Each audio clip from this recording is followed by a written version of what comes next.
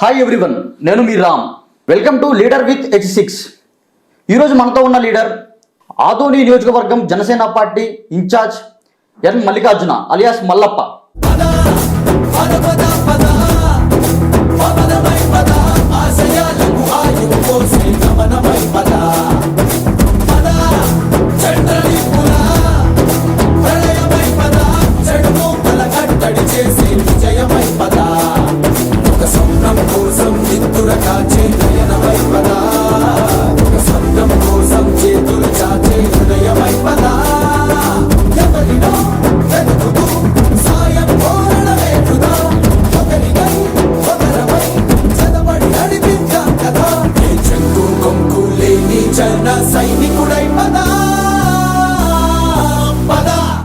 నమస్తే సార్. నమస్తే అండి. ఎలా ఉన్నారు సార్? ఫైన్. మీరు? నేను బాగున్నాను సార్. Thank you. 25 ఏళ్ల రాజకీయ జీవితం, సుదీర్ఘ రాజకీయ జీవితం ఎలా ఉంది? ఈ రాజకీయం అంటేనే ఇది అంటే అప్కమింగ్ లీడర్స్ అంటే ఒక గ్రౌండ్ లెవెల్ నుంచి స్టార్ట్ చేసిన రాజకీయం ఎప్పుడు కానీ స్ట్రగుల్స్తోనే కూడుకుని ఉంటుంది. అండ్ ఈ రాజకీయ జీవితంలో మనకు తృప్తి ఇస్తుండేది ఏంటంటే ప్రజల కోసం సమస్యల మీద మేము పోరాడినప్పుడు, లేదా కొన్ని చోట్ల అధికార పార్టీలో ఉన్నా, కొన్ని చోట్ల విపక్ష పార్టీలో నేను పనిచేసిన ఈ 25 years ట్రావెల్లో అధికార పార్టీలో ఉన్నప్పుడు ఏదైనా సమస్యలు తీర్చినప్పుడు కలిగేటువంటి సంతృప్తి, అలాగే ప్రతిపక్ష హోదాలు నిర్వహించినప్పుడు సమస్యల పట్ల మనం గళమెత్తినప్పుడు కానీ ఇది పూర్తిగా సాటిస్ఫాక్షన్ ఇస్తూ ఉంది. బట్ ఓవరాల్గా పాలిటిక్స్ అనేది స్ట్రగుల్తో కూడుకుంటున్నది. అంటే గతంలో ఉన్నటువంటి రాజకీయాలకి ఇప్పుడు ఉన్నటువంటి రాజకీయాలకి చాలా మార్పులు వచ్చినాయి. ఇప్పుడు అప్పటికి కంపేర్ చేస్తే ఇప్పుడు ఇంకా స్ట్రగ్లింగ్ ఎక్కువే ఉంటుంది. సో ఈ స్ట్రగుల్ ఏ విధంగా స్ట్రగ్లింగ్ అంటారు? అంటే ఇప్పుడు ఎలా ఉన్నాయంటే పాలిటిక్స్ కొంచెం షేప్ చేంజ్ అయింది, అంటే కొంచెం రూపు మార్చుకునిందనే చెప్పొచ్చు. ఇంతకు ముందు పాలిటిక్స్ లో కేవలము నాయకులకు చెందినటువంటి వర్గ విభేదాలు మాత్రం ఉండేవి. అంటే ఎక్కడైనా ఊర్లో ఒక గ్రామ స్థాయి, ఇది ఎక్కడికి పాకిందంటే ప్రతి కార్యకర్త, అంటే పార్టీ కోసం పని చేసే ప్రతి కార్యకర్త అటువంటి ప్రాబ్లమ్స్ ని ఇప్పుడు ఫేస్ చేసేటువంటి పరిస్థితి వచ్చింది. ఎందుకంటే దానికి ప్రధానంగా అనుకోవచ్చు సోషల్ మీడియాలో ఎప్పుడైనా కానీ పార్టీకి ఫేవర్ గా పోస్ట్ చేస్తే గానీ, అధికార పార్టీల నుంచి వచ్చేటువంటి ఒత్తిళ్లు కావచ్చు, లేకుంటే గ్రౌండ్ లెవెల్లో పనిచేసేటువంటి కార్యకర్తలను ట్రేస్ అవుట్ చేసేసి వాళ్ళని పెట్టేటువంటి ఇబ్బందులు కావచ్చు. సో వీటన్నిటిని క్రోడీకరించి ఒక నాయకత్వాన్ని నడపాలని అన్నప్పుడు ఖచ్చితంగా ఇప్పుడున్నటువంటి పరిస్థితుల్లో చాలా స్ట్రగుల్స్ ఉంటాయి. బట్ ఫైనల్లీ ఈ అవుట్పుట్ ఎక్కడంటే ఒక రిజల్ట్ అనేది వచ్చినప్పుడు, మనము ఒక పాయింట్ ని రీచ్ అయినప్పుడు ఇక్కడ ఉన్నటువంటి కష్టాన్ని కూడా మర్చిపోయి సేద తీరి ప్రజలకు సేవ చేసుకునేటువంటి భాగ్యం కలుగుతుందనే ఈ యొక్క పాలిటిక్స్ మేము కంటిన్యూ చేస్తాం. మీరు చెప్పారు కదా సార్, ప్రజల సమస్యలు తీరిస్తే సంతృప్తినిచ్చిద్దని. మీ 25 ఏళ్ల రాజకీయ జీవితంలో నేను ఈ సమస్య కోసం పోరాడినది, ఈ సమస్యకు పరిష్కారం తెచ్చిపెట్టాను, ఇది నా వల్లే జరిగింది అని నేను ఈ పని చేసినందుకు నేను హ్యాపీగా ఫీల్ అవుతున్నా, అలియాస్ మల్లికార్జున మల్లప్పగా నేను ఫీల్ అవుతున్నా, నాకు ఇది చాలు అనిపించిన విషయం ఏమైనా ఉందా? పొలిటికల్ గా అంటే నేను 2004 నుంచి అప్ టు 8 వరకు కాంగ్రెస్ పార్టీ అధికారంలో ఉన్నప్పుడు అంటే నేను 99 లో యాక్టివ్ పాలిటిక్స్, తర్వాత 2004 లో కాంగ్రెస్ పార్టీ అధికారంలోకి వచ్చిన తర్వాత నేను వైస్ ఎంపీపీగా కూడా కౌతాళం మండలం వైస్ ఎంపీపీగా వర్క్ చేసిన.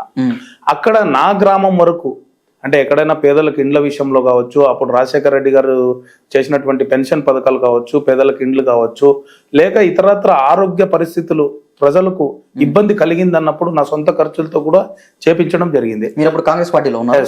కాంగ్రెస్ పార్టీ వైస్ ఎంపీపీగా ఉన్నాను. అంటే ఎంపీటీసీగా గెలిచి నన్ను వైస్ ఎంపీగా ఎన్నుకున్నారు కాంగ్రెస్ పార్టీ తరఫున.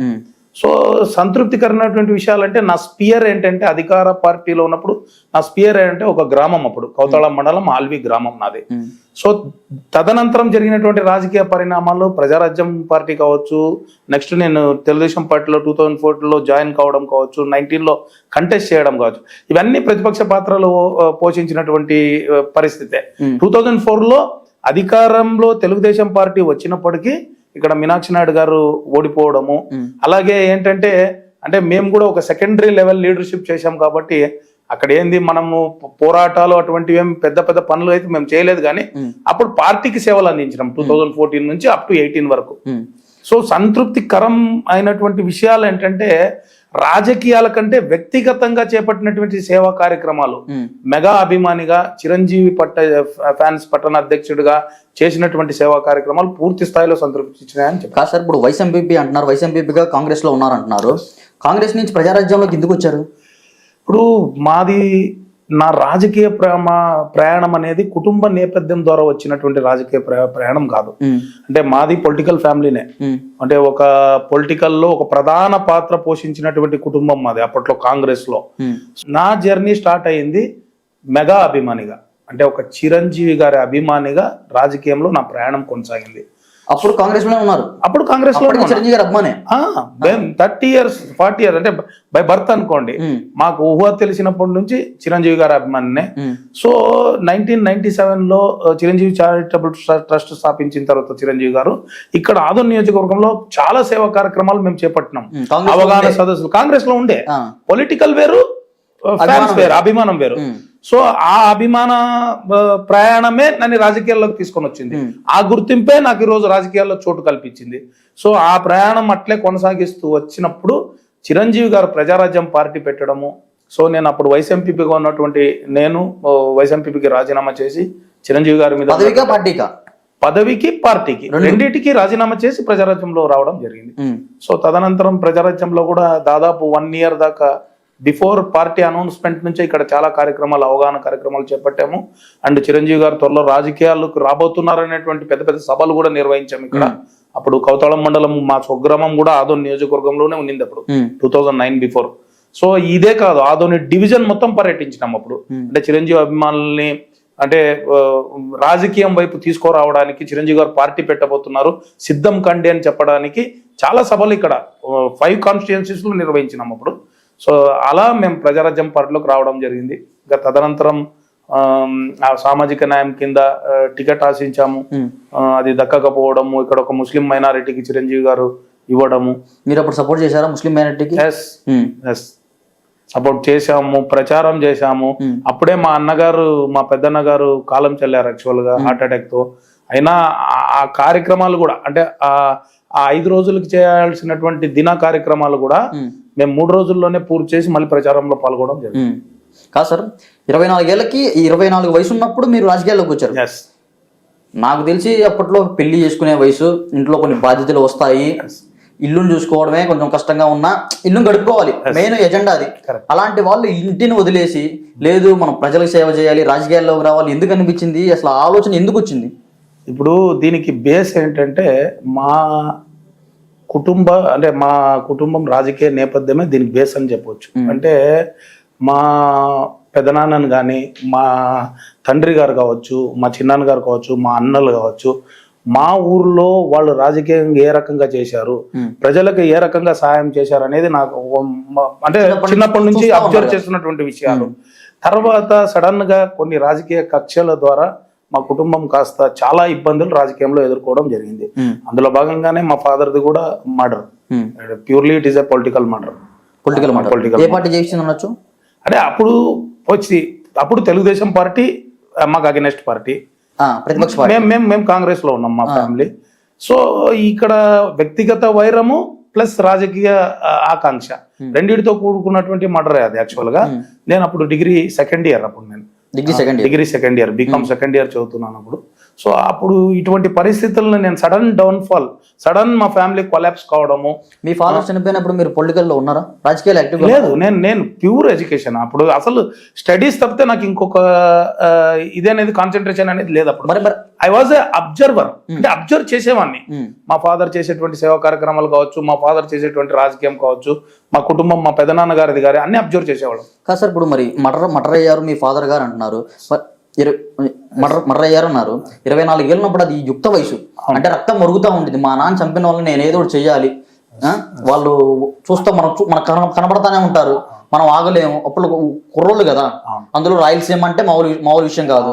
మరి అప్పుడు అలాంటి రివెంజ్ ఏం ప్లాన్ చేయలేదా? లేదండి, యాక్చువల్ గా నేను ఇప్పటికి చెప్తున్నాను. మా నాన్నగారు, మా తండ్రి గారిది మర్డర్ జరిగినప్పుడు at that time my age was 17 years, 18 years.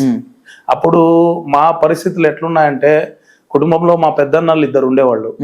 వాళ్ళు ఇప్పుడు స్వర్గస్థులైనారు. అంటే మొత్తం రాజకీయం అంతా వాళ్ళు చూసుకునేటువంటి వాళ్ళు. కానీ సడన్ కొలాప్స్ అంటే ఒక మర్డర్ జరుగుతూనే మాకు ఒక ఇంటికి పెద్ద దిక్కు పోతే ఒక కుటుంబం ఎన్ని ఇబ్బందులు పడుతుంది అనడానికి నేను క్లియర్ గా ప్రతి అంశాన్ని అబ్జర్వ్ చేసుకుంటూ వచ్చిన. అప్పుడు మా అన్నలు కానీ మా తల్లిగారు కానీ నాకు చెప్పింది ఏంటంటే, నువ్వు స్టడీస్ ని కంటిన్యూ చేయి, ఇక ఈ ఫ్యాక్షన్ కానీ ఈ రాజకీయాలు కానీ మనకొద్దు. ఏదో మనం ఇప్పుడు అప్పట్లో ఆస్తులు కోల్పోయినాము, సర్వస్వం కోల్పోయినాం. కాదు సార్, మీరు వదిలినా వాళ్ళు వదలరు కదా. అంటే నేను అదే చెప్తున్నాను. ఇప్పుడు ఒకటండి, ఇప్పుడు రాజకీయ కక్షలకు ఎక్కడైనా కానీ ఒక ఫుల్ స్టాప్ అనేది ఖచ్చితంగా ఉండాలి. No doubt. నేను ఒక విషయం చెప్తున్నా, మా ఫ్యామిలీలో మా పెద్దలు కావచ్చు, ఎవరైనా కావచ్చు, జరిగినటువంటి దాన్ని మళ్ళీ కక్ష సాధింపు దిశగా వెళ్ళుకోకుండా అక్కడికి ఫుల్ స్టాప్ పెట్టేద్దాము. ఎందుకంటే ఇప్పుడు ఉన్నట్టు అంటే ఆ జనరేషన్ వేరు, 80s జనరేషన్ వేరు, యాజ్ అండ్ డౌ 90s మళ్ళీ వేరు, 2000 వేరు. మళ్ళీ ఇప్పుడు చూడండి, ఎక్కడ కూడా అటువంటి కక్షలు గీజలు ఏం లేదు. ఉంటే చిన్న చిన్న తగాదాలు ఉంటాయి రాజకీయంగా తప్పితే, అట్లా మరి మర్డర్లు, దౌర్జన్యాలు అనేది చాలా మటుకు అదుపులో వచ్చినాయనే చెప్పవచ్చు. ఎందుకు దీనికి కారణం అంటే మనిషి యొక్క ఆలోచన. నేను అందుకే చెప్తున్నాను, మేము అప్పుడు మా కుటుంబంలో ఉన్నటువంటి పెద్దలు చెప్పడంతో నేను ప్యూర్లీ ఎడ్యుకేషన్ మీద కాన్సన్ట్రేట్ చేసినాను. బీకామ్ డిస్టింక్షన్ లో పాస్ అయ్యాను. తర్వాత కాస్ట్ అండ్ వర్క్స్ అకౌంటెన్సీ చేయడానికి బెంగళూరుకి వెళ్ళాను. అంటే it is equivalent to CA actual గా. సో అక్కడికి వెళ్ళి అక్కడ ఒక దాదాపు 1 year ప్రిపరేషన్ జరిగింది. మెయిన్ ఎగ్జామ్ కి క్వాలిఫైయింగ్ ఎగ్జామ్ జరుగుతుంది. దాంట్లో పాస్ అయిన తర్వాత ఇంకొక నెల మెయిన్ ఎగ్జామ్ ఉందనగానే అక్కడ మా రెండో అన్నగారి అబ్బాయిని కిడ్నాప్ చేశారు అక్కడ బెంగళూరుకి వచ్చి. ఎవరో ఇప్పటి వరకు అది మిస్టరీ. 1 month మళ్ళీ ఇబ్బంది పడ్డాం మేము. అంటే ఇక్కడ కూడా ఏదన్నా ఆ కక్షలు ఇక్కడ దాకా కూడా, బెంగళూరు దాకా కూడా భయపడ్డాం మరి. ఎందుకంటే ఊరు కాని ఊరు, చదువుకోవడానికి వెళ్ళాము. 3 years అబ్బాయిని కిడ్నాప్ చేశారు. నెల రోజులు దొరకట్లే. మేము పోలీస్ స్టేషన్ లో కంప్లైంట్ ఇచ్చినా ఆచూకీ తెలియట్లే. అప్పట్లో ఇంకా మమ్మల్ని ఫ్యాక్షన్ అనేది వెంటాడుతూనే ఉంది అప్పటికి. ఇంకా మా అన్నలు ఉన్నారు కాబట్టి. సో అక్కడ ఆ రకంగా ఇబ్బందులు పడ్డాము. సో అక్కడ నాది మళ్ళీ ICW డిస్కంటిన్యూ చేసి మళ్ళీ నేను ఆధునిక రావడము. తిరిగి వచ్చిన తర్వాత మెగా అభిమానిగా ఇక్కడ సేవా కార్యక్రమాలు చేస్తూ అందరిలో మమేకమై, సో అట్లే 99 సూర్యప్రకాష్ రెడ్డి గారు ఇక్కడ కంటెస్ట్ చేసినప్పుడు మళ్ళీ అదే కాంగ్రెస్ పార్టీకి సపోర్ట్ చేసి మళ్ళీ ప్రయాణం కొనసాగింది. మెగా అభిమానిగా మిమ్మల్ని చిరంజీవి అభిమానిగా మీరు అవ్వడానికి ఓ సినిమా మీకు కారణం. ఆ సినిమా ఏంటి, ఎందుకు, ఏ సినిమా చూసి మీరు చిరంజీవి గారి అభిమాని అయ్యారు? ఇక్కడ ఎట్లుందంటే, మేము అంటే మా చిన్నప్పుడు చిరంజీవి గారి అభిమానానికి ముందు మేము స్వర్గీయ నందమూరి తారక రామారావు గారి అభిమానులు. అంటే ఖైదీ సినిమా నాకు ఒక ఫ్రెండ్ చెప్పేవాడు, ఖైదీ సినిమా ఇట్లా సూపర్ డూపర్ హిట్ అయింది. మాకు సినిమాలు అంటే మా తండ్రి గారికి కానీ మా టోటల్ ఫ్యామిలీలో అందరూ సినిమా అభిమానులు. మేమంతా సినిమా పిచ్చోళ్ళు ఉన్నట్లు అందరూ. మా నాన్నగారు వీక్లీ 2 సినిమాలు చూసేవాళ్ళు. ఆయన పెద్ద ఎన్టీఆర్ గారి అభిమానే. సో ఇది ఎట్లా ఉందంటే, మా పెద్దన్న చిరంజీవి గారి అభిమాని కావడం. దీనికి బేస్ ఎక్కడ వచ్చిందంటే, మా పెద్దన్న ప్రకాష్ అన్న గారు చిరంజీవి అభిమాని కావడం, మా రెండో అన్న వీరభద్రన్న గారు కూడా చిరంజీవి అభిమాని కావడము. సో వీళ్ళు తరచూ ఆ చిరంజీవి గారి సినిమాలకి నన్ను పిలుచుకొని వెళ్ళేవాళ్ళు. ఎందుకంటే వాళ్ళ అభిమానులు కావడంతో మేము ఇంకా అప్పుడు చిన్నపిల్ల దశ, అంటే చిన్నపిల్లలు కాబట్టి మమ్మల్ని పిలుచుకొని వెళ్ళేవాళ్ళు. అప్పుడు అట్ దట్ 83లో ఖైదీ సినిమా రిలీజ్ అయినప్పుడు నాకు తెలిసి 10 years కూడా నాకు ఉండవు. అదే ఫస్ట్ సినిమా అనుకోండి, అదే ఫస్ట్ సినిమా. తర్వాత చట్టానికి కళ్ళేవు, అంతకు ముందు కూడా న్యాయం కావాలి అవన్నీ తీసినవన్నీ తర్వాత చూసినాము ఇట్లా టీవీలో గానీ, ఆన్ ద స్క్రీన్ అయితే చూడలేదు. తర్వాత ఆయన యాక్టింగ్ నచ్చడము, ఆ రకంగా వెళ్ళడం, కొంచెము ఆ రకంగా అభిమానం వైపు వెళ్ళడం జరిగింది యాక్చువల్ గా. మరి 2009లో 8-9 ప్రజారాజ్యం పార్టీ పెట్టినప్పుడు మీరు చిరంజీవి గారిని కలిసారా? కలిశానండి, 2 times కలిశాను. మీరు మరి చెప్పారా? అంటే అంత సమయం ఇప్పుడు వాళ్ళు సెలబ్రిటీలు కొన్నిసార్లు ఎలా ఉంటుందంటే వాళ్ళ పరిస్థితి, ఒక ఇంటరాక్షన్, ఇండివిజువల్ తో ఇంటరాక్షన్ అంత సమయం కూడా ఎవరు కేటాయించలేదు. మనం అనుకుంటాం కానీ ఏదైనా వాళ్ళు టైం ఫ్రీ అయ్యి మమ్మల్ని పిలిపించినప్పుడు, ఏదైనా ఆ ఉద్దేశంతో పిలిపించినప్పుడు ఏదైనా ఇంటరాక్ట్ అవుతారు తప్పితే అక్కడికి వెళ్ళడము, మేము పలానా సేవలు, మేము ప్రజారాజ్యంకి పలానా రకంగా సేవలు చేసినామని చెప్పడము. సో ఏదైనా ఉంటే మా బయోడేటా, టికెట్ ఆశించి బయోడేటా ఇవ్వడం, రావడం, అంతే. ఇచ్చారు అప్పుడు? ఇచ్చామండి. అక్కడ అప్పుడు కూడా ఒక టీం ఉన్నింది కింద. అంటే ఆంజనేయులు రెడ్డి సార్ గారు ఉన్నారు అప్పుడు. అంటే ఈ ప్రచార దీన్ని అంతా చూసుకునేటువంటి రిటైర్డ్, ఐ థింక్ డిఐజీనో ఎవరో సార్. అక్కడికి వెళ్ళి ఆయన క్యాబిన్ లో వెళ్ళి కూడా బయోడేటా ఇవ్వడము. అండ్ ప్రొడ్యూసర్ మధు గారు ఉన్నారు, ఠాగూర్ ప్రొడ్యూసర్ మధు గారు. అక్కడ కృష్ణనగర్ ఆఫీస్కి వెళ్ళి బయోడేటాలు ఇవ్వడము. సో తర్వాత ఒకసారి కళ్యాణ్ సార్ని కూడా కలవడానికి ప్రయత్నించినాము. అప్పట్లో బడే రవి అని కళ్యాణ్ సార్కి చాలా దగ్గరలో ఉండేవాడు, ఆయన్ని కలిసాము. సో అంటే ఇప్పుడు ఎట్లుంటుందంటే వాళ్ళు ఉన్నటువంటి బిజీ, అంటే ప్రజారాజ్యం స్థాపించిన తర్వాత సార్వత్రిక ఎన్నికలు కేవలం 8 నెలలు మాత్రం సమయం ఉంది. సో అప్పట్లో చిరంజీవి గారు ప్రజాయాత్ర అంటే పవన్ కళ్యాణ్ గారు టోటల్ తెలంగాణలో అంటే బాధ్యతలు తీసుకొని ఆయన యువరాజ్యం అధ్యక్షుడిగా ఆయన టూర్లు ఉన్నాయి. సో ఈ సందర్భంలో స్ట్రైట్ గా అయితే కలవలేకపోయాము, కానీ ఆఫీసులో నియమించినటువంటి వ్యక్తులకు మాత్రం మా బయోడేటాలు ఇవ్వడం, మేము చేసినటువంటి కార్యక్రమాలు చెప్పడం ఇవి జరుగుతూనే వచ్చినాయి. అంటే రాష్ట్ర చిరంజీవిత నేను అంటే చిరంజీవి అభిమాన సంఘం అధ్యక్షుడు కాబట్టి రాష్ట్ర చిరంజీవిత వాళ్ళు కూడా నాకు చాలా సపోర్ట్ చేశారు. స్వామినాయుడు గారు కానీ ఇక్కడ ఉన్నటువంటి జిల్లా అధ్యక్షుడు సురేష్ గారు కానీ చాలా సపోర్ట్ చేశారు. కాదు సార్, మీరు ఇచ్చేసారు కదా సార్ కార్యక్రమాలు, ఇవన్నీ బయోడేటాలు అన్నీ ఇచ్చారు కదా సార్, మధు గారికి కానీ మీరు చెప్పిన డిఐజీ ఎక్స్ డిఐజీ గారికి కానీ ఇచ్చారు కదా. ఇచ్చినప్పుడు ఈ విషయాలన్నీ చిరంజీవి గారి దగ్గరికి తీసుకెళ్లారంటారా? 100% పోయింటాయి సార్. ఎందుకంటే రాష్ట్ర చిరంజీవిత తరపున కూడా చిరంజీవి అభిమానులు ఇంతమంది టికెట్ ఆశిస్తున్నారు అనేటువంటి విషయాన్ని రాష్ట్ర చిరంజీవిత ద్వారా చిరంజీవి గారితో రౌండ్ టేబుల్ కాన్ఫరెన్స్ పెట్టి చిరంజీవి గారికి తెలపడం జరిగింది. అప్పుడు మార్చిలో ఎన్నికలు అని అంటే ఫిబ్రవరిలో ఒక మీటింగ్ అరేంజ్ చేశారు. చిరంజీవి గారు ఆ రౌండ్ టేబుల్ కాన్ఫరెన్స్ కి అటెండ్ అయ్యి కూడా చిరంజీవి గారు చెప్పారు తప్పకుండా. అప్పుడు 19 మెంబర్స్ లిస్ట్ ఇచ్చాం రాష్ట్ర వ్యాప్తంగా. ఉమ్మడి ఆంధ్రప్రదేశ్ లో 19 మంది చిరంజీవి అభిమానులు బలంగా ఉన్నారు. సో వీళ్ళు టికెట్ ఆశిస్తున్నారు, ప్లస్ గెలవగలరు అనేటువంటి విషయాన్ని కూడా, అంటే టఫ్ ఫైట్ ఇవ్వగలరు అనేటువంటి విషయాన్ని కూడా చెప్పడం జరిగింది. చిరంజీవి గారు కూడా ఓకే చెప్పారు. కానీ తదనంతరం జరిగినటువంటి సోషల్ జస్టిస్, ఎందుకంటే మీరు బాగా గమనిస్తే కనుక చిరంజీవి గారు పూర్తిగా సామాజిక న్యాయం అనేటువంటి కాన్సెప్ట్ ని పెట్టి అంటే దృష్టిలో పెట్టుకొని పెట్టినటువంటి పార్టీ ప్రజారాజ్యం పార్టీ. ఇప్పటి వరకు ఏ పార్టీ కూడా అప్పుడు ఉన్నటువంటి ఉమ్మడి ఆంధ్రప్రదేశ్ లో 100 టికెట్లు బీసీలకు ఇచ్చారు చిరంజీవి గారు. సో ఈ సామాజిక న్యాయం అనేది దృష్టిలో పెట్టుకున్నప్పుడు నా టికెట్ మైనారిటీకి ఇవ్వడం జరిగింది. కానీ ఎందుకంటే ఆదోని కాన్స్టిట్యుయెన్సీలో మైనారిటీస్ మేజర్ గా ఉన్నారు.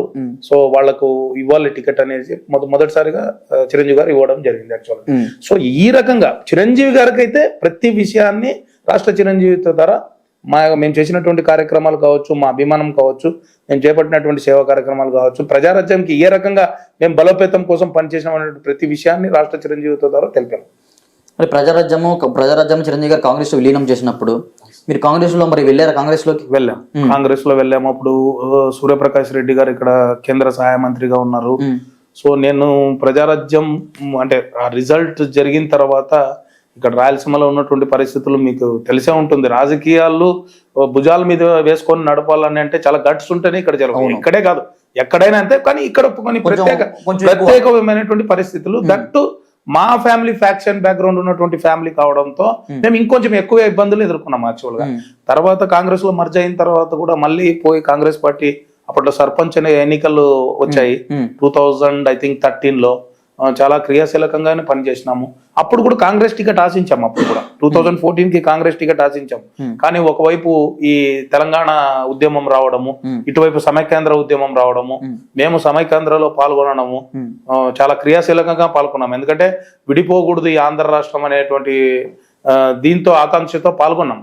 కానీ అప్పట్లో సోనియా గాంధీ గారు తెలంగాణ ప్రకటించడము, అప్పుడు ఇక్కడ ఆంధ్రప్రదేశ్ లో కాంగ్రెస్ పార్టీని ప్రజలు చీదరించుకునేటువంటి పరిస్థితులు ఏర్పడడంతో మళ్ళీ కాంగ్రెస్ పార్టీని వదిలేసి తెలుగుదేశం పార్టీలో చేరడం జరిగింది. ఎప్పుడు తెలుగుదేశంలో 2014 లో చేరాను. 2014 దానికి ముందు జనసేన పార్టీ 2014 మార్చ్ 14న జనసేన పార్టీ లాంచ్ చేస్తే ఆవిర్భావ సభకు నోటల్ హోటల్కు నాకు పాస్ కూడా వచ్చింది.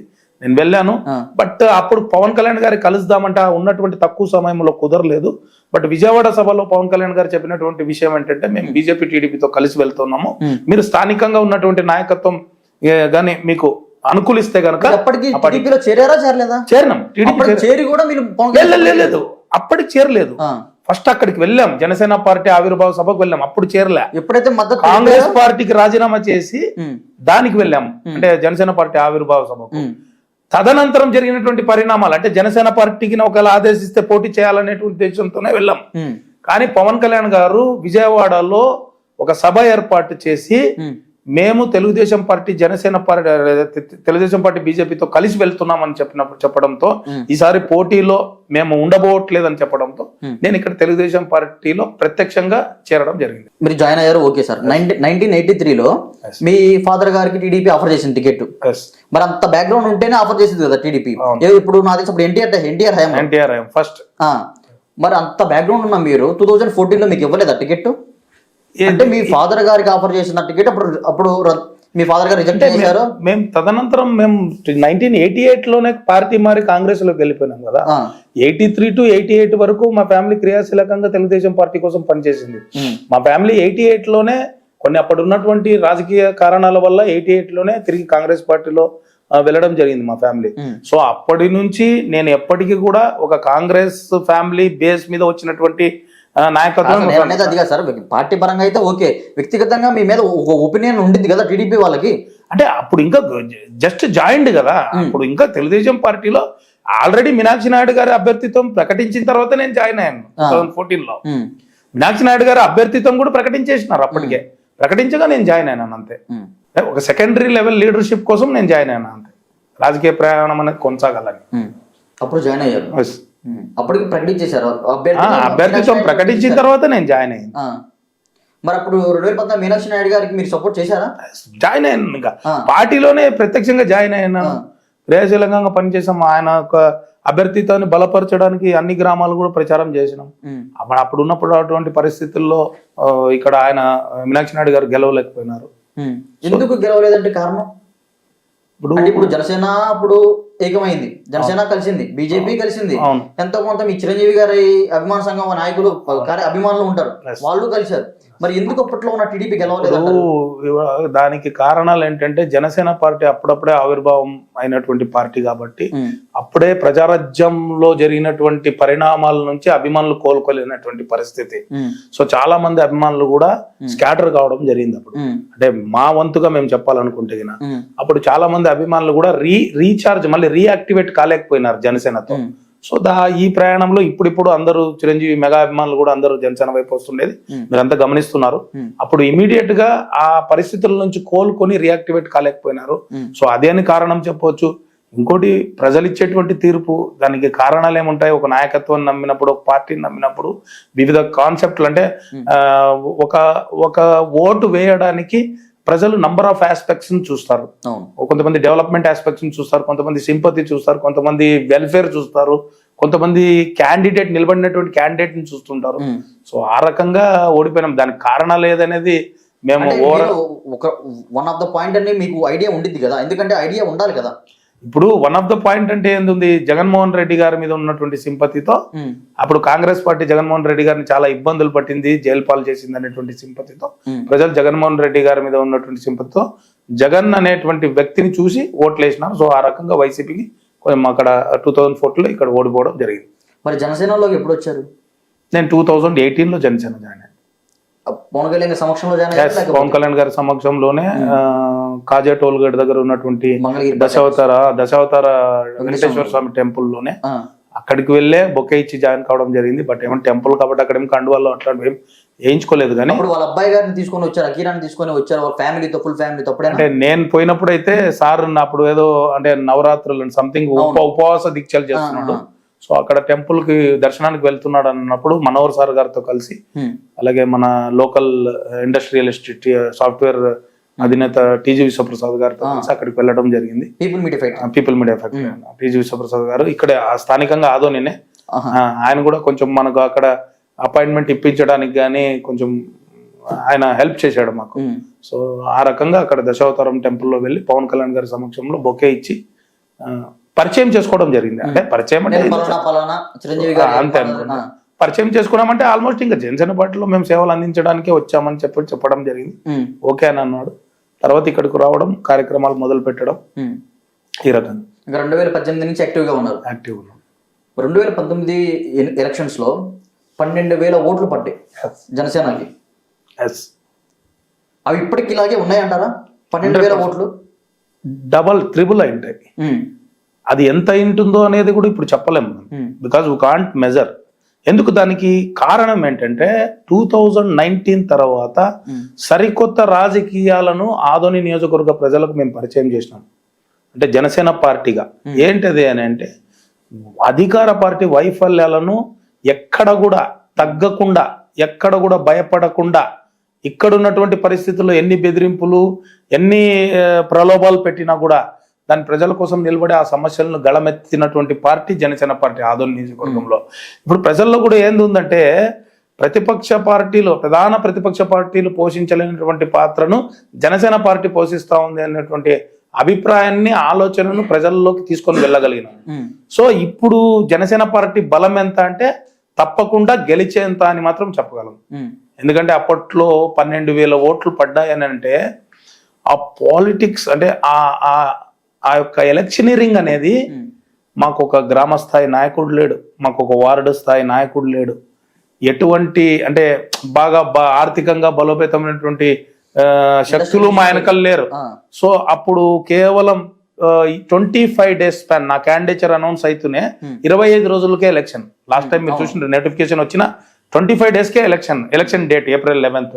ఆ 25 days లోనే ఈ ఎలక్షనీరింగ్ చేయగలిగినాం మేము.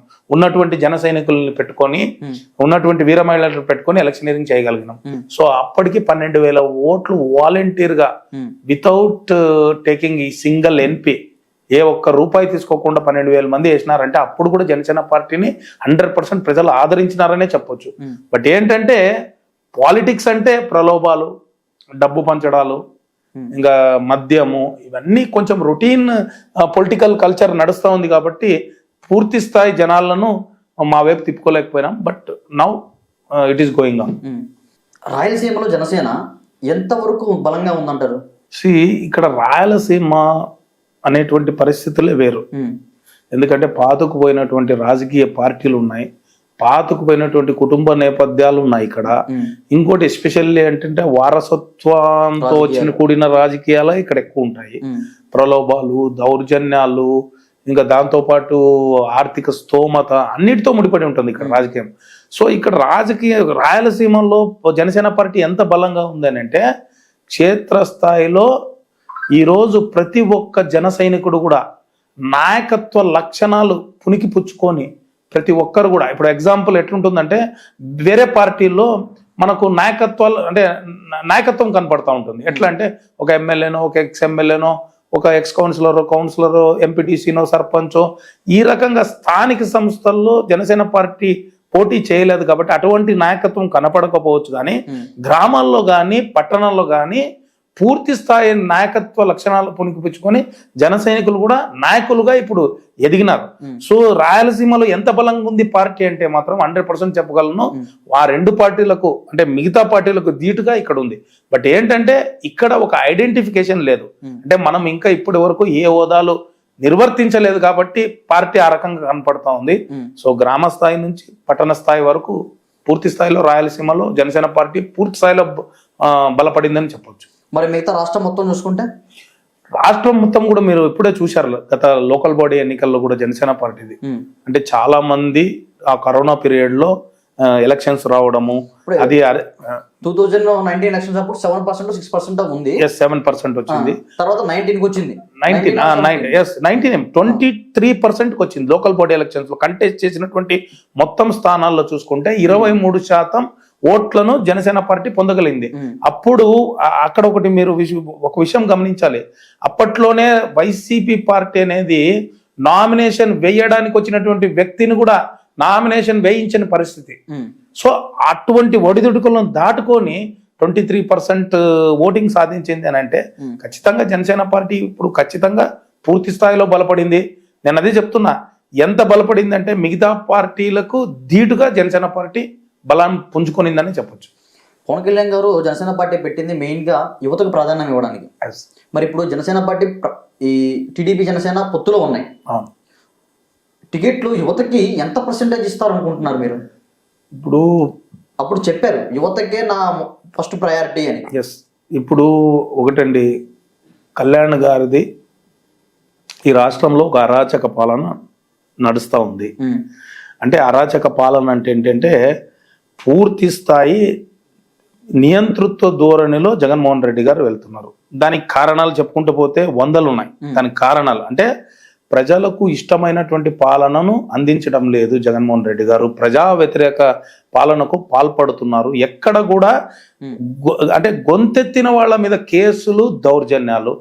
ఇంకోటి ఎప్పుడు చూడనేటువంటి బూతు పురాణం మొదటిసారి మంత్రుల స్థాయి నుంచి కింద స్థాయి ఎమ్మెల్యేల వరకు చూస్తున్నాం మనం మొదటిసారి.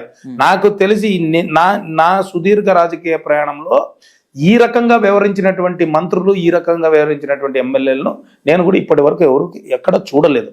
సో ఇప్పుడు మళ్ళీ ఇంకొకసారి జగన్మోహన్ రెడ్డి గారు కానీ గెలిస్తే ఈ రాష్ట్రం అధోగతి పాలవుతుంది. సో ఇప్పుడు నా కర్తవ్యం ఏంటంటే జగన్మోహన్ రెడ్డి గారి పాలన నుంచి ఆంధ్రప్రదేశ్ను రక్షించడమే నా కర్తవ్యం అనేటువంటి ఇది డెసిషన్ పవన్ కళ్యాణ్ గారిది. అందులో భాగంగానే ఇప్పుడు పొత్తులో ఈరోజు తెలుగుదేశం పార్టీతో పొత్తు పెట్టుకోవడం జరుగుతూ ఉంది. సో దాంతో బీజేపీతో కూడా అలయన్స్ కి ట్రై చేస్తా ఉన్నారు.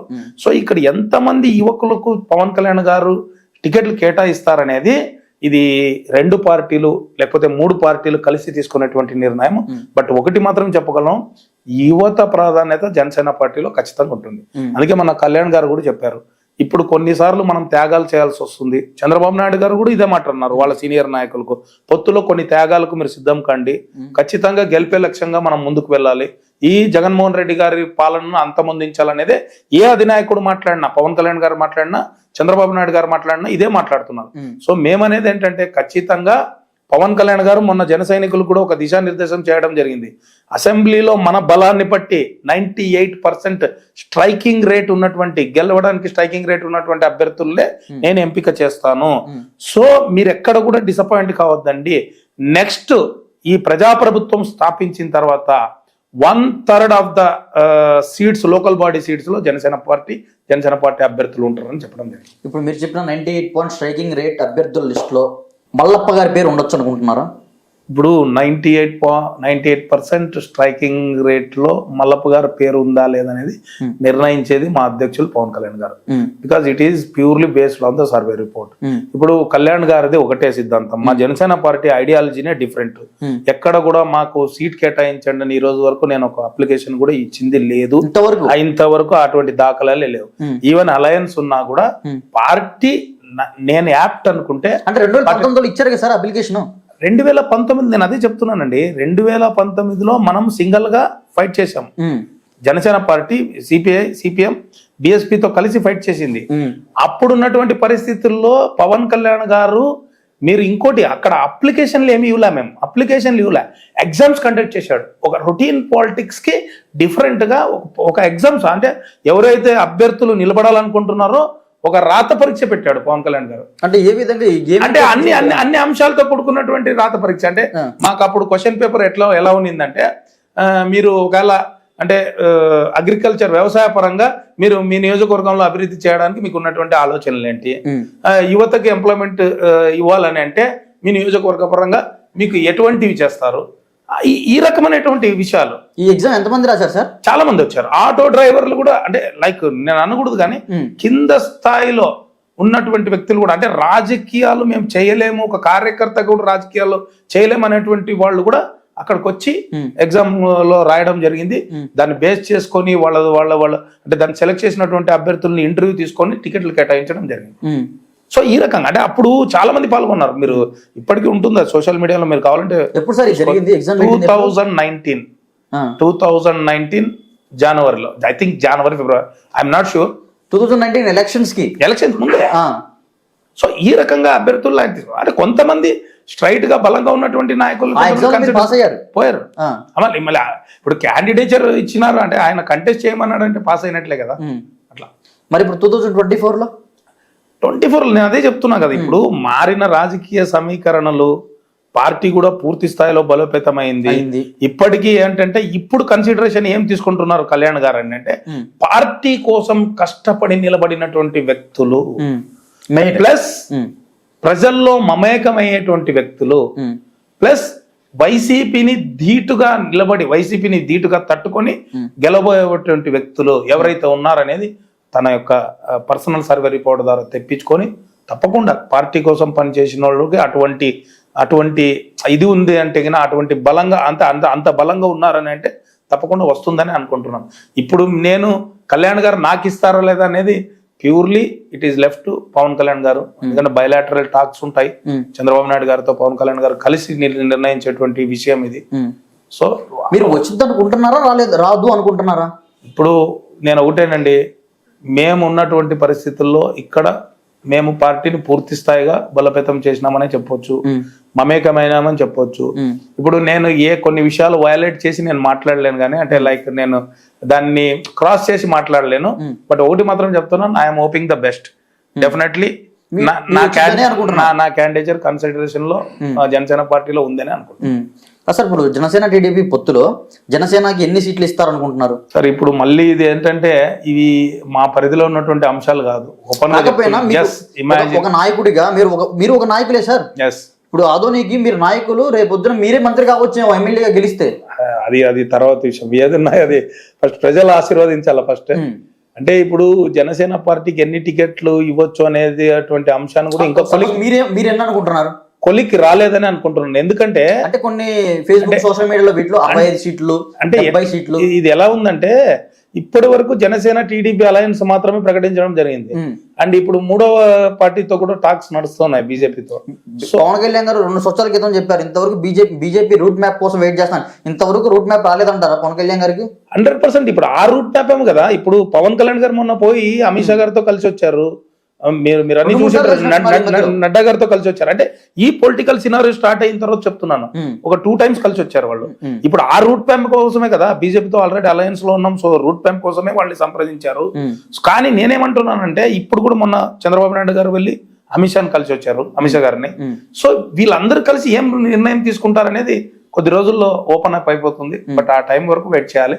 బట్ ఎన్ని సీట్లు ఇస్తారు అనే దానికంటే జనసేన పార్టీ ఈరోజు రాష్ట్ర స్థాయిలో ఎంత బలంగా ఉందని తెలుగుదేశం పార్టీ భావిస్తే అన్ని సీట్లు తప్పకుండా ఇస్తారు. దట్టు పవన్ కళ్యాణ్ గారు కూడా క్లియర్ గా చెప్పారు, మనం బలంగా ఉన్నటువంటి స్థానాలనే మనం కోరుతున్నాము. మనం ఎలక్షన్ అనేది రోజు మళ్ళీ ఇంతకు ముందే చెప్పాను, మీరు ఈ రోజు జరుగుతున్నటువంటి అరాచక పాలనను అంతమొందించడానికి జరుగుతున్నటువంటి ఎలక్షను. సో మనం బలం ఉన్న చోట తప్పకుండా మేము సీట్లు తీసుకుంటున్నామని చెప్పారు. అవి ఏమి అనేది ఆ ఫిగర్ సార్ ఐడియా లేదు. మరి పవన్ కళ్యాణ్ గారు సీఎం అవుతారంటారా? సీఎం షేరింగ్ సీట్ లో నేను ఒక విషయం చెప్తాను సార్. ఒక పవన్ కళ్యాణ్ గారు క్లియర్ కట్ గా ఈ మధ్య పరిణామాలు మీరు చూసి ఉండొచ్చు. మొన్ననే రీసెంట్ గా మీరు నంబర్ ఆఫ్ ఆయన వాయిస్ ఇవ్వడం జరిగింది. మేము మినిమం మేము నిలబెట్టుకునేటువంటి అభ్యర్థుల సంఖ్యను బట్టి ముఖ్యమంత్రి కావాలా లేదనేది డిసిషన్ ఉంటుంది. సో ఫస్ట్ గత ఎన్నికల్లో గనక జనసేన పార్టీ ఒక 30-40 సీట్లు కానీ సాధించినట్టయింటే ఈ రోజు మేము ముఖ్యమంత్రిగా మేము కూడా ఒక ప్రపోజల్ ఈ పొత్తులో పెట్టొచ్చు. కానీ గతంలో నేనే 2 చోట్ల ఓడిపోయాను. సో అందుకే ఇప్పుడు పార్టీని బలోపేతం చేసుకుందాము, పార్టీ బలాన్ని బట్టి మనం ముఖ్యమంత్రి కావాలో లేదనేది డిసైడ్ చేద్దాం అనేది ఆయన చాలా సందర్భాల్లో చెప్పాడు. సో అవుతాడా లేదా అనేది కాలం నిర్ణయిస్తుంది, ప్రజలు నిర్ణయిస్తారు. ఇప్పుడు రేపు జనసేన పార్టీ పోటీ చేసేటువంటి స్థానాల్లో జనసేన ఎన్ని కైవసం చేసుకుంటున్నా అనే దాని మీద ఇది ఆధారపడి ఉంటుంది. సార్ ఒక క్లారిటీ అంటే ఇవాళ జన సైనికులు ఓటేసేది పవన్ కళ్యాణ్ గారిని సీఎం గా చేయడానికి, చంద్రబాబు గారిని లోకేష్ గారిని సీఎం గా చేయడానికి కాదు జన సైనికులు ఓటు వేసేది. పవన్ కళ్యాణ్ గారు క్లారిటీ ఇస్తేనే పవన్ కళ్యాణ్ గారికి ఓటేస్తారు. ఆ విషయంలో క్లారిటీ మీకు కానీ మీ పార్టీకి కానీ ఎంతవరకు ఉందంటారు? ఇప్పుడు మేము అదే చెప్తున్నాం కదా, క్లారిటీ పవన్ కళ్యాణ్ గారు పూర్తి స్థాయి జనసేన పార్టీకి కానీ జనసేన క్యాడర్ కానీ క్లియర్ గా చెప్పేశాడు ఆయన. ఈ elections do or die elections అంటే ఫర్ ద పీపుల్. నేను ఓపెన్ చెప్తున్నా, ఫర్ ద పీపుల్, ప్రజలకు ఇది డూ ఆర్ డై ఎలక్షన్స్. అంటే ఈ ఎలక్షన్స్ లో వైసీపీని ఓడగొట్టగలిగితే ప్రజలు సుభిక్షంగా ఉంటారనేటువంటిది అది. జన సైనికులు కూడా ఒరిజినల్ మీరు అన్నట్టు ప్రతి అభిమాని జన సైనికుడు కానీ వీరమహిళ కానీ పవన్ కళ్యాణ్ గారు ముఖ్యమంత్రి కావాలనే కోరుకుంటారు. కానీ పవన్ కళ్యాణ్ గారు ఇచ్చినటువంటి దిశానిర్దేశం ఏంటంటే మా బలాన్ని బట్టి మీరు కష్టపడండి, ఈ పొత్తులో ఎక్కడ కూడా తెలుగుదేశం పార్టీతో విభేదాలు రాకుండా కష్టపడండి, ఒక ప్రజాప్రభుత్వాన్ని స్థాపించుకుందాం. అక్కడ కానీ మనకు సరైన బలం అంటే మనకు కావలసినటువంటి బలం చేకూరిందని అంటే మాత్రం తప్పకుండా మనం దాన్ని ఆశిద్దాం అనేటువంటి విషయాన్ని చెప్పాడు. సో ఇప్పటికీ నేను చెప్తున్నా, ఎక్కడ కూడా పవన్ కళ్యాణ్ గారు ముఖ్యమంత్రి కారు అనేటువంటి ఆలోచన జన సైనికులకు లేదు. ఇప్పుడు జన సైనికుల టార్గెట్ అంతా ఒకటే, వీర మహిళల టార్గెట్ అంతా ఒకటే. జనసేన పార్టీకి ఇచ్చినటువంటి స్థానాల్లో ప్రతి స్థానాన్ని గెలిపించుకోవడానికే ప్రతి ఒక్కరు ముందడుగేస్తున్నారు. ఆ వచ్చేటువంటి స్థానాల మీద పవన్ కళ్యాణ్ గారు ముఖ్యమంత్రి అవుతాడనే మేము ఆశిస్తున్నాం. ఆ స్థానాన్ని బట్టి ఆ డెసిషన్ ఉంటుంది. 175లో మీకు జనసేన టీడీపీ కూటమికి ఎన్ని రావచ్చు అనుకుంటున్నారు? అదే చెప్తున్నా, ఇంతకు ముందు మీరు అడిగినటువంటి ప్రశ్న మళ్ళీ రిపీటెడ్ గా సార్, అది నేను జనసేన అడగల, జనసేన టీడీపీ కూటమికి 175లో ఎన్ని రావచ్చు అనుకుంటున్నారు? ఇప్పుడు చూడండి, అంటే ఇప్పుడు ఉన్నటువంటి యాజ్ పర్ సర్వే రిపోర్ట్స్ అయితే 100% ఈ కూటమి ప్రభుత్వం ఏర్పరచడం ఖాయం, 100% 100% ఖాయం. నా గెస్సింగ్ అంటే యాజ్ పర్ మై ఒపీనియన్ నేను 130 పైనే వస్తాయని అనుకుంటున్నాను. 120 to 130 బిట్వీన్ వస్తాయి, డెఫినెట్ వస్తాయి. మీ ఆధునిక గెలిచిద్దంటారా? మీ ఆధోని టీడీపీ కానీ జనసేన కానీ ఏది, రెండు టీడీపీకి ఇచ్చినా జనసేనకి ఇచ్చినా ఆధోని ఈ కూటమికి చెందిద్దంటారా? గెలుపు ఒకటే కాదు, నాకు తెలిసి 20,000 నుంచి 25,000 మెజారిటీ తగ్గదు ఆధోనిలో జనసేన టీడీపీ పార్టీకి, ఈ కూటమికి. ఒకవేళ 100% గెలుపు ఒకటే కాదు, రాసి పెట్టుకోండి, 25,000 మెజారిటీ తగ్గదు. ఏంటి ఆ నమ్మకం? ఏంటి, ఎందుకు వచ్చింది, ఎలా వచ్చింది? ఇప్పుడు నమ్మకం చూసి మీరు అంత కాన్ఫిడెంట్ గా చెప్తున్నారు? చెప్తున్నా, ఆదోని నియోజకవర్గంలో సాయి ప్రసాద్ రెడ్డి గారు అంటే నాకు 3 టర్మ్స్ ఎమ్మెల్యే, మీనాక్షి నాయుడు గారు కూడా 3 టర్మ్లు ఎమ్మెల్యే, ఈ 30 ఏళ్ల రాజకీయం చూసినట్టయితే. కానీ ఇక్కడ ఏందైందంటే 2004 తర్వాత మొదటిసారి, అంటే 2004లో పైన కాంగ్రెస్ ప్రభుత్వం ఉంది, కింద సాయి ప్రసాద్ రెడ్డి గారు ఎమ్మెల్యే. తర్వాత ఇప్పుడు 2019లో మళ్ళీ అటువంటి ఛాన్స్ సాయి ప్రసాద్ రెడ్డి గారికి వచ్చింది. 4లో సాయి ప్రసాద్ రెడ్డి గారు చేసినటువంటి, అంటే శంకుస్థాపనలు చేసినటువంటి అభివృద్ధి పనులు ఇప్పుడు 2024 వచ్చినా ఇప్పటి వరకు పూర్తి చేయలేకపోయినారు. అంటే అప్పుడు కాంగ్రెస్ హయాంలో శంకుస్థాపనలు చేసినటువంటి పనులు ఇప్పటిదాకా పూర్తి చేయలేకపోయినారు. ప్లస్ ఇంకోటి, చేసినటువంటి పనుల్లో కూడా అంటే నాణ్యత లేదు. ప్లస్ దాంతో పాటు ఇక్కడ ఆదోని నియోజకవర్గంలో ట్రాఫిక్ సమస్య అలాగే ఉంది. అలాగే డిగ్రీ కాలేజ్ ఈ ఎలక్షన్ స్టంట్ లో భాగంగా ఒక టెంపరీ కాలేజ్ లో ఇప్పుడు పెట్టాడు. ఒకవేళ ఆదోనిలో మీకు టికెట్ రాలేదు, జనసేనకి టికెట్ ఇవ్వలేదు, టీడీపీకి ఇచ్చారనుకోండి, మీరు మద్దతు ఇస్తారా? 100% సార్. నేను చూడండి, పవన్ కళ్యాణ్ గారి నిర్ణయమే మాకు శిరోధార్యం. ఆయన ఏ నిర్ణయం తీసుకున్నా ఇక్కడ ఆదోని నియోజకవర్గంలో కాదు, టోటల్ యావత్ ఆంధ్రప్రదేశ్లో అంతా ఆ నిర్ణయానికి కట్టుబడి ఉంటారు. ఆదోని నియోజకవర్గంలో ప్రధాన సమస్యలు అంటే ఏం చెప్పుకోవచ్చు సార్? మీరు చూసి 2019 నుంచి చూసుకుంటా ఉన్నారు, 2019 నుంచి మీకు ఊహ తెలిసినప్పటి నుంచి మీరు ఆదోనిలో ఉన్నారు, అప్పటి సమస్యలు మీకేంటో చాలా క్లుప్తంగా తెలుస్తూ ఉంటాయి. ఇప్పుడు మీరు 2019లో ఎలక్షన్స్ వచ్చిన తర్వాత ఇంకొంచెం బాగా తెలుస్తూ ఉంటాయి. ప్రధాన సమస్యలు అంటే ఏమేం చెప్పుకోవచ్చు? ప్రధానంగా ఏంటంటే ఉపాధి కోల్పోయినారు ఇక్కడ చాలా మంది కార్మికులు కావచ్చు, కూలీలు కావచ్చు. ఎందుకంటే ఆదోని అంటేనే సెకండ్ ముంబై, అంటే పారిశ్రామిక రంగానికి పెట్టినటువంటి పేరు ఆదోని, అంటే పుట్టినిల్లు ఉన్నట్ల. సో అటువంటి మిల్లులన్నీ మూతపడిపోవడము, కార్మికులంతా రోడ్డు పడడము, ప్లస్ రెండవది ఏంటంటే LLC వాటర్ ద్వారా రావాల్సినటువంటి మన పూర్తి స్థాయి కోట ఇక్కడికి రాలేకపోవడము, కర్ణాటకలో జలచౌర్యం జరిగి పూర్తి స్థాయి కోట రాలేకపోవడంతో ఇక్కడ రైతులు కూడా చాలా ఇబ్బంది పడుతున్నారు. రైతులు ఇబ్బంది పడుతున్నారు అన్న తర్వాత వ్యవసాయ కూలీలు కూడా వలస వెళ్ళేటువంటి పరిస్థితి. ఇక్కడ వ్యవసాయమే క్షీణించినప్పుడు ఆటోమేటిక్ గా ఏదో ఒకటి ఉపాధి కోసం ఇక్కడ నుంచి వలస వెళ్ళేటువంటి పరిస్థితి. ముఖ్యమైనటువంటి ప్రధానమైనటువంటి ఇది అంటే సమస్య అంటే ఈ ఉపాధి సమస్య. రెండవది వచ్చేసి ఆరోగ్యపరమైనటువంటి ఇక్కడ ఉన్నటువంటి ప్రభుత్వ ఆసుపత్రి. ఇప్పటి వరకు కూడా 5 నియోజకవర్గాలు ఇక్కడ ఉన్నటువంటి ఆదోని డివిజన్ లో ఉన్నటువంటి ప్రతి నియోజకవర్గంలోని ప్రజలు ఈ ఆదోని ప్రభుత్వ ఏరియా ఆసుపత్రి మీద డిపెండ్. ఇక్కడ డాక్టర్లు లేరు, అసలు ఉన్నటువంటి డాక్టర్ ఒక సింగిల్ డాక్టర్, 2 డాక్టర్లు ఉంటారు, సరిపోవట్లేదు. అలాగే లోపల బెడ్లు కూడా, అంటే అక్కడ ఉన్నటువంటి బెడ్లు కూడా పెంచలేదు, సౌకర్యాలు కూడా ఏమేమి లేవు. అంటే దగ్గు జ్వరానికి మించినటువంటి ఏ రోగం వచ్చినా కర్నూలుకు రెఫర్ చేసేటువంటి పరిస్థితి, ప్రైవేట్ హాస్పిటల్కి పోయేటువంటి పరిస్థితి. దాంతో పాటు ట్రాఫిక్ సమస్య. బైపాస్ రోడ్ అన్నాడు, ఇప్పటి వరకు 20 ఏళ్ళైంది, దాన్ని పూర్తి చేయలేదు. మళ్ళీ లాస్ట్కి ఎక్కడ డిపెండ్ అవుతున్నామంటే నేషనల్ హైవే ద్వారా వస్తున్నటువంటి బైపాస్ రోడ్డు మీద ఇప్పుడు డిపెండ్ అయ్యాము. అది ఎన్ని రోజులు పూర్తవుతుందో తెలియదు. సో నేనేమంటున్నానంటే సమస్యలు చాలా ఉన్నాయి. అండ్ డ్రింకింగ్ వాటర్ మనం చూసినట్లయితే ఇప్పుడు దీనికి ఆదోని టౌన్ కు రామ్జల చెరువు అండ్ బసాపురం ట్యాంక్, రామ్జల చెరువు నీళ్లు సరిపోవని చెప్పి బసాపురం సమ్మర్ స్టోరేజ్ ట్యాంక్ అప్పట్లో ఏర్పాటు చేయడం జరిగింది. బసాపురం సమ్మర్ స్టోరేజ్ ట్యాంక్ ఏర్పాటు చేసిన తర్వాత ఇప్పుడున్నటువంటి పరిస్థితుల్లో రామ్జల నీళ్లు తాగడానికి పనికిరావు అని చెప్పి దాన్ని ఇప్పుడు ఆ నీళ్లను సరఫరా ఆపేసినారు. అంటే ప్రధానంగా మంచినీటి అంటే త్రాగునీరు సమస్య. ఇలా చూసుకుంటూ పోతే ప్రతి సమస్య పెరిగి పెరిగి పెరిగి ఎలాగైతే ఒక రోగం పెరిగి పెరిగి పెరిగి క్యాన్సర్ అవుతుందో ఆ రకమైనటువంటి పరిస్థితి ఈరోజు ఆదంలో నెలకొంది. ఈరోజు ప్రధానమైనటువంటి సమస్యలు అంటే మొత్తం A to Z చెప్పొచ్చు.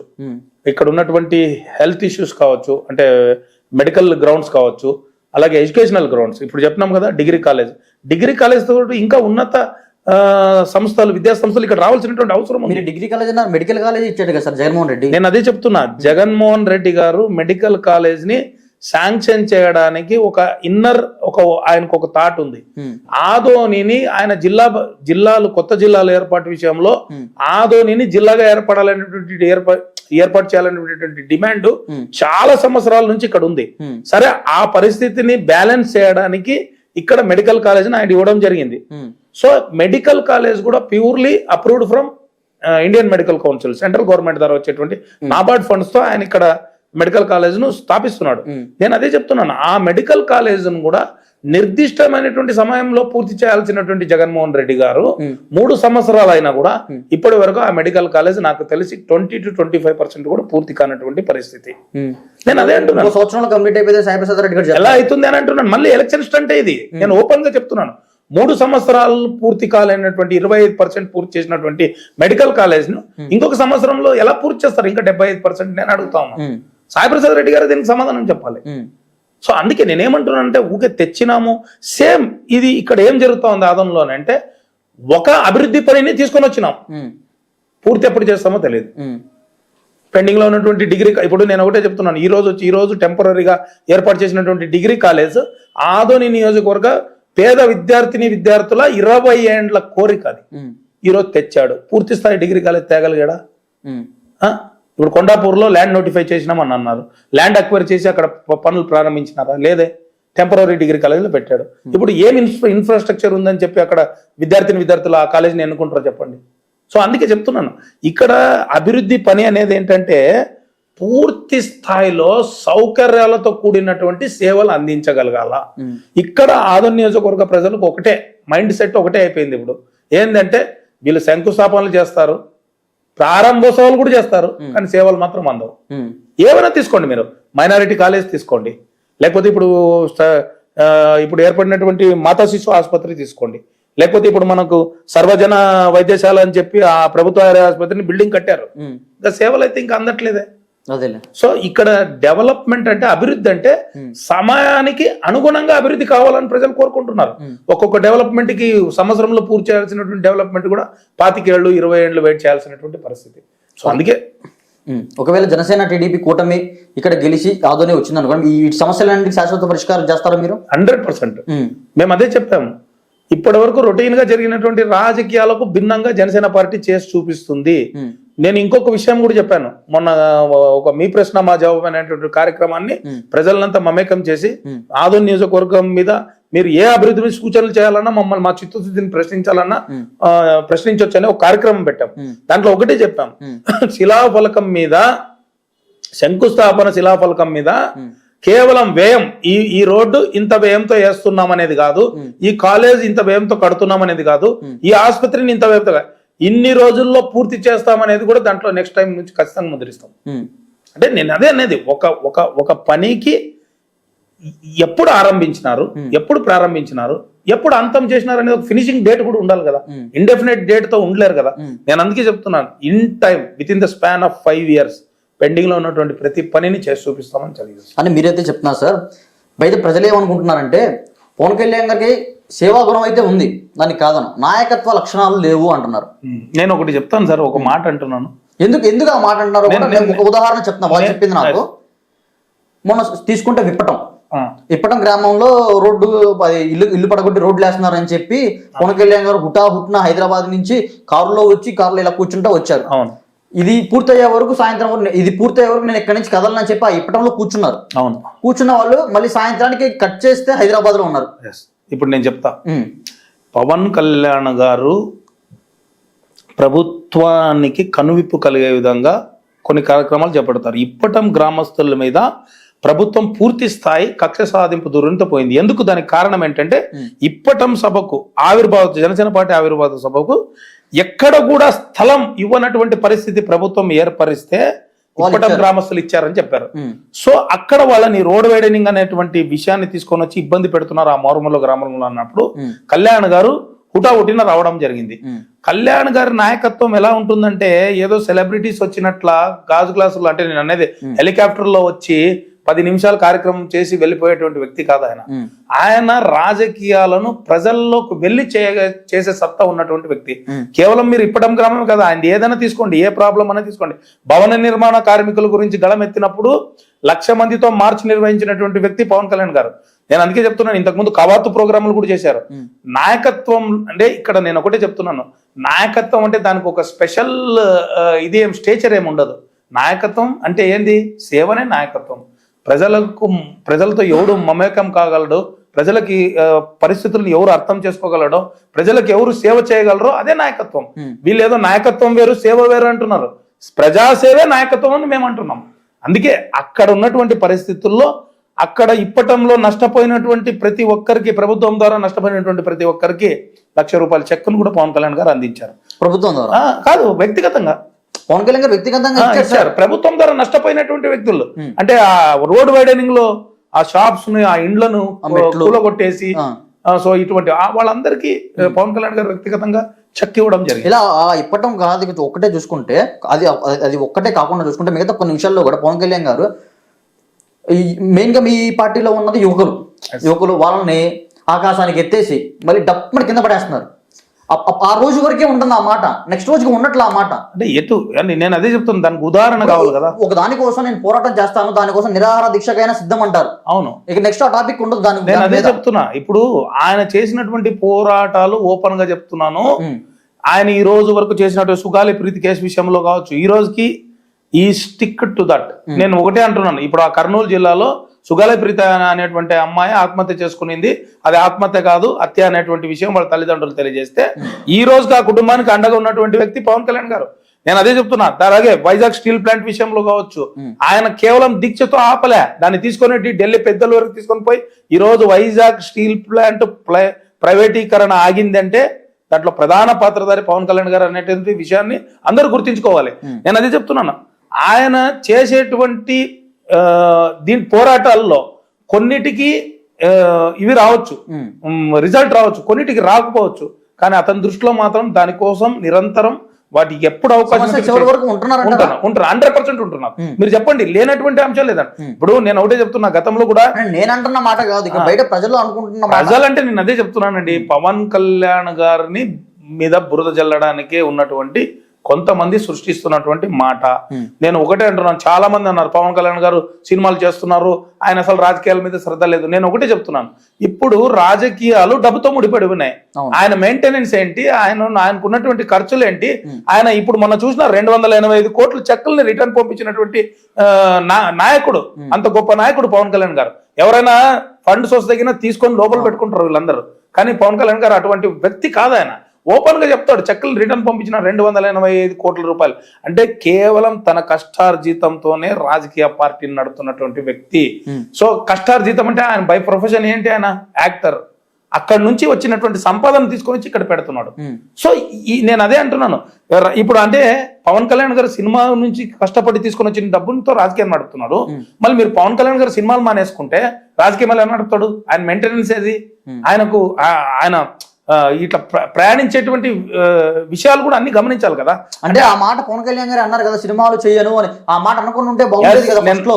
నేను అదే అంటున్నా, ఇప్పుడు ఆ మాటని మళ్ళీ ఆ మాటను వెనకేసి ఈ మాటలు మెయిన్ టార్గెట్ ప్రజలు అక్కడే మోసపోతున్నారు. నేను అదే చెప్తున్నాను, నమ్మట్లేదు అంటున్నా. నేను అదే చెప్తున్నాను. ఇప్పటికీ కూడా పవన్ కళ్యాణ్ గారు ఆ రోజు సినిమాలు చేయనన్నటువంటి మాట వాస్తవమే, ఆన్ రికార్డెడ్ గా అన్నిట్లో ఉంది. కానీ తదనంతర పరిస్థితుల్లో ఇంత ఓటమిని చవి చూసిన తర్వాత దాన్ని యాక్సెప్ట్ చేసి మళ్ళీ ప్రజల్లోకి వెళ్ళాలన్నప్పుడు ఆయన వెంటనే సినిమాల వైపు వెళ్ళలేదు. ఉన్నటువంటి ఆర్థిక వనరుల ద్వారా చేసుకుంటూ పోవడం జరిగింది. తప్పనిసరి పరిస్థితుల్లో ఈ పార్టీని నడపడానికి డబ్బు అవసరమని అన్నప్పుడు తప్పకుండా ఆ సినిమాల వైపు వెళ్ళడం జరిగింది ఆయన. ఇప్పుడు డెసిషన్స్ ఏమున్నాయి సార్? ఇప్పుడు రాజకీయ నాయకులు నేను ఒక్కటే చెప్తాను, ఆయన కష్టార్జితంతో ఈరోజు సినిమాల ద్వారా సంపాదించిన డబ్బుని మళ్ళీ సినిమాలు చేయడానికి వెళ్తే ఇన్ని మాటలు అంటున్నారు కదా. మళ్ళీ ఎంతమంది రాజకీయ నాయకులు ఎన్ని మాటలు తప్పులేదు, ప్రజల విషయంలో కావచ్చు, వాళ్ళ యొక్క పర్సనల్ వ్యక్తిగత విషయంలో కావచ్చు, ఎన్ని మాటలు తప్పలేదు, ప్రజలకు నష్టం కలిగేటువంటి మాటలు ఎన్ని జరగలేదు అంటే ఎంతమంది నాయకులు తప్పలేదు. ఇప్పుడు నేను అనేది ఫైనల్లీ పబ్లిక్ డొమైన్ లో ఒక నాయకుడు తీసుకునే నిర్ణయానికి ప్రజలకు నష్టం జరిగిందా, లాభం జరిగిందా, ఈ రెండే పాయింట్లతో రాజకీయాలు నడుస్తాయి. పవన్ కళ్యాణ్ గారి నిర్ణయం ఎప్పుడు కూడా ప్రజలకి నష్టపరిచే నిర్ణయం కాదు.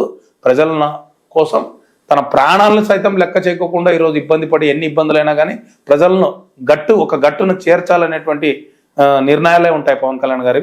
సో ప్రజలకు నష్టపరిచేటువంటి నిర్ణయం అయితే పవన్ కళ్యాణ్ గారిది ఎప్పుడు ఉండదు. Final question sir, Ram Gopal Varma గారి వ్యూహం, శపథం, మొన్న వచ్చిన యాత్ర 2 వీటి మీద మీ అభిప్రాయం ఏంటి సార్? మీ ఈ వ్యూహం శపథంలో పవన్ కళ్యాణ్ గారిని రామ్ గోపాల్ వర్మ ఒక జోకర్ గా చూపిస్తున్నారు. ఇప్పుడు నేను ఒకటి అంటానండి, ఇదంతా బిహైండ్ ద స్క్రీన్ ఎవరున్నారు? జగన్మోహన్ రెడ్డి గారు. నేను ఒకటే చెప్తున్నాను, గతంలో 2019 ఎన్నికల అభిమాన హీరో చిరంజీవి గారు కూడా వ్యూహం సినిమాలో ఉన్నారు. అదే చెప్తున్నా, వాళ్లకు ఇంగిత జ్ఞానం ఉంటే గనక ఇటువంటి పనులకు ఎప్పుడు కానీ ఇంకో క్యారెక్టరైజేషన్ అంటే ఒక క్యారెక్టర్ని తీసుకొని వచ్చి డైరెక్ట్ గా మీరు స్క్రీన్ మీద ఇది చేయడం, ప్రొజెక్ట్ చేయడం కూడా అది రాంగ్. ఎవరు ఒప్పరు దాన్ని. దానికి ఉదాహరణ కూడా నేను చెప్తా. గతంలో యాత్ర సినిమా తీశారు రాజశేఖర రెడ్డి గారి మీద, ఇప్పుడు యాత్ర 2 తీశారు. Just look into the collections. యాత్ర కలెక్షన్ ఎంత చేసింది, యాత్ర 2 ఎంత చేసింది అని చూడండి. అట్లయితే ఇప్పుడు యాత్ర సక్సెస్ అయింది, యాత్ర 2 ఫెయిల్యూర్ అయింది అంటే జగన్మోహన్ రెడ్డి గారి గవర్నెన్స్ ఫెయిల్యూర్ అయిందని అర్థమా? నేను ఒక విషయం చెప్తున్నా, ఇదే ఆదోని నియోజకవర్గంలో యాత్ర 2 రిలీజ్ అయితే సాయి ప్రసాద్ రెడ్డి గారు ఎమ్మెల్యే గారు వాళ్ళ యొక్క కోటరీ నుంచి ఫ్రీ టికెట్స్ ఇచ్చి పంపిస్తున్నటువంటి పరిస్థితులు. అయినా ఈ రోజుకి 6 రోజుల గ్రాసు 1,80,000 రూపాయలు మాత్రమే. 6 రోజుల గ్రాసు అంటే మీకు క్లియర్ డీటెయిల్ చెప్తున్నది. 1,80,000 అంటే 110 రూపీస్ అడ్మిషన్ రేట్, ఒక ticket admission rate. 90 second class, overall గా యావరేజ్ 100 రూపీస్ వేసుకున్నాం అంటే కేవలం 1800 మంది మాత్రం ఈ రోజు వరకు ఆ సినిమాను చూశారు. ఆదోని నియోజకవర్గంలో కేవలం 1800 మంది 6 రోజులు. అంటే అగ్రిగేట్ గా చూసుకుంటే రోజుకు 300 మంది కూడా ఆ సినిమాను చూడలే. ఈ రోజు నిన్నటికి 11,000కి వచ్చింది ఆ సినిమా. ఈ రోజు థియేటర్ ఎగ్జిబిటర్ లాస్ తో నడుపుతున్నాడు ఆ సినిమాని. అంటే దాని అర్థం ఏంటి అంటే సినిమాలను బట్టి నాయకత్వాన్ని డిసైడ్ చేస్తున్నారని అనుకుందాంలే. మళ్ళీ సినిమాలు బట్టి నాయకత్వం డిసైడ్ చేస్తున్నారంటే ఈ రోజు జగన్మోహన్ రెడ్డి గారి పరిస్థితి, ఆదోని నియోజకవర్గంలో అతని పరిస్థితి ఏంటి? సొంత పార్టీ కార్యకర్తలే ఉన్నారు కదా, వాలంటీర్లే ఉన్నారు కదా 2,000 మంది. వీళ్ళు సాక్షి పేపర్ వేయించుకునేటువంటి వేసేటువంటి వాలంటీర్లు 2,000 మంది ఉన్నారు కదా. మళ్ళీ వాళ్ళ నాయకులు ఏంది, వాళ్ళ క్యాడర్ ఏంది, మళ్ళీ ఎందుకు అంటే సొంతం క్యాడర్ కూడా యాత్ర 2 సినిమా ఇష్టపడట్లేదని అర్థం కదా. అంటే సో నేను అదే చెప్తున్నా, ఇటువంటివి ఎన్ని ప్రయోగాలు చేసినా ఎవరు నమ్మే పరిస్థితుల్లో లేరండి. ఒక్కసారి నమ్మినారు జనాలు, అమాయకులై ఒక్కసారి నమ్మినారు. అప్పట్లో ఇదేదో తీశాడు ఆయన, కమ్మ రాజ్యంలో కడపరేట్లు ఏదో తీశాడు ఆయన, ఎవరు రామ్ గోపాల్ వర్మ. యాత్ర కూడా చేశారు, ఒకసారి సక్సెస్ అయింది. ప్రతిసారి అదే ఫార్ములాని యూజ్ చేస్తే ఎవరు ఒప్పుకుంటారండి? అది కాక ఈ రకంగా ప్రజల్ని ఇబ్బంది పెట్టినటువంటి జగన్మోహన్ రెడ్డి గారు ఇప్పుడు ఎన్నో ప్రయోగాలకు అతను పూనుకుంటున్నాడు, కానీ ఎవరు కూడా యాక్సెప్ట్ చేయడం లేదు. ఇంకొక ఫైనల్ గా మీకు ఒక విషయం చెప్తున్నాను, సొంత పార్టీ నాయకులు కార్యకర్తలు కూడా ఇప్పుడు జగన్మోహన్ రెడ్డి గారిని ఒప్పుకునే పరిస్థితి లేదు 100%. ఇది ఆయన నెక్స్ట్ ఎలక్షన్ లో ఘోరంగా ఓడిపోతాడు అనడానికి ఇది ఒక రీజన్. మరి వ్యూహం శపథం మీద మీ ఒపీనియన్? చెప్తున్నాను కదండి, వాళ్ళు ఎంతసేపు ఉన్నా ఏ రకంగా పెనిట్రేట్ చేయాలి, ఏ రకంగా ప్రజల మైండ్ లో. వర్మ గారు ఏమంటున్నారంటే mister Pawan Kalyan, mister NCB, mister Nara Lokesh మీరు నాది ఆపేశారు, ఇప్పుడు నేను సెలబ్రేట్ చేసుకుంటాను, నా సినిమా వస్తుంది అని ట్వీట్లు కూడా చేస్తున్నారు. నేను అదే చెప్తున్నాను, రామ్ గోపాల్ వర్మ అనేటువంటి వ్యక్తి maybe once upon a time he was a popular director. But ఇప్పుడు ఎట్లయిపోయినాడంటే పెయిడ్ డైరెక్టర్. అంటే ఎట్లయిపోయినాడంటే ఏదో ఒక లబ్ధి కోసం ఎవరినో హవయాళన చేసి ఇంకొక క్యారెక్టరైజేషన్ ని ఇది చేసి స్క్రీన్ మీద చూపించాలనేటువంటి ప్రయత్నం నడుస్తుంది. And one thing, Ram Gopal Varma గారి సినిమాలను ఏ ప్రేక్షకుడు చూడడు, ఇది రాసి పెట్టుకోండి, ఏ ప్రేక్షకుడు కూడా చూడడు. ఎందుకంటే ఆయన క్యారెక్టర్ ఏంటి, ఆయన నడుస్తున్నటువంటి విధానం ఏంటి, ఆయన సోషల్ మీడియాలో మాట్లాడుతున్నటువంటి విషయం ఏంటి, ఆయన అసలు యువత గురించి ఇస్తున్నటువంటి సందేశాలు ఏంటో అందరూ చూసినారు, ప్రజలు చీ కొడుతున్నారు. రామ్ గోపాల్ వర్మ ఎవరికి అంటే రామ్ గోపాల్ వర్మ అంటే ఎవరు ఇష్టపడతారంటే కేవలం జగన్మోహన్ రెడ్డిని అభిమానించే వీరాభిమానులు ఉన్నారు కదా, అది కొంతమందే, అందరూ ఎవరిని ఆయన్ని అప్రిషియేట్ చేయరు. సో శపథము, వ్యూహము ఇటువంటి 100 సినిమాలు వచ్చినా ఎవరు దాన్ని చూసేటువంటి నాకు అస్సలు నష్టం, ఇంకా లాభమే ఉంటుంది. ఎందుకంటే ఇక్కడ లేనిపోని ప్రొజెక్షన్ చేసి స్క్రీన్ మీద చూపించాలని అనుకుంటే, ఇప్పుడు పవన్ కళ్యాణ్ గారి గురించి ఆయన చూపిస్తున్నటువంటి విషయాలు, పవన్ కళ్యాణ్ గారు సేవ చేసినటువంటి విషయాల గురించి కూడా చూపించాలి కదా. ఆయన అలా చూపించాలనుకుంటే మళ్ళీ ఎక్కడ చూపిస్తున్నాడు అంటే, ఎంతసేపు ఉన్నా పవన్ కళ్యాణ్ గారు చంద్రబాబు నాయుడు గారి కోసం పనిచేస్తున్నారనేటువంటి ఒక ప్రొజెక్షన్ ఇవ్వడానికి ఆయన ప్రయత్నిస్తున్నాడు. కానీ ప్రజలు నమ్మే పరిస్థితుల్లో లేరు. జగన్మోహన్ రెడ్డి గారిని ఓడగొట్టడానికి ఎవరితో కలిసినా, పవన్ కళ్యాణ్ గారు ఎవరితో కలిసినా కూడా గెలిపించడానికి సిద్ధంగా ఉన్నారు ప్రజలు. థ్యాంక్ యూ సార్, మీ విలువైన సమయాన్ని మాకు ఇచ్చినందుకు. అలాగే మీ ఆదోని నియోజకవర్గంలో మీకు జనసేన తరఫున, టీడీపీ తరఫున ఎమ్మెల్యే టికెట్ రావాలని, మీరు గెలవాలని మా H6 ఛానల్ నుంచి, H6 ప్రేక్షకుల నుంచి మనస్ఫూర్తిగా కోరుకుంటున్నాం sir. Thank you very much.